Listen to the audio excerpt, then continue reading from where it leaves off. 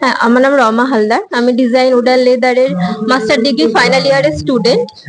তো আমি এই কাজটি করেছি, যার নাম হচ্ছে লস্ট ইন লাইভহুড। মানে এটা বলতে চাইছি যে এদের যে জীবিকা, তাদের মধ্যেই ওরা হারিয়ে যাচ্ছে কোথাও একটা।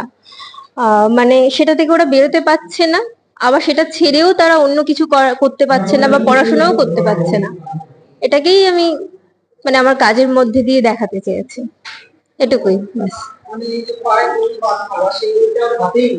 হ্যাঁ, দড়ি বাঁধা বলতে ওর প্রফেশন থেকে ও বেরোতে পারছে না, আর হাতে মানে ওটাকে নিয়ে ওকে চলতে হবে সেটা দেখানোর জন্য, যে ওরা পড়াশোনা শেখে না সেইভাবে, বা ওদের কমিউনিটি শুধু ওটা নিয়েই কাজ করে, সেই হিসাবে আমি দড়িটা হাতে দেখিয়েছি।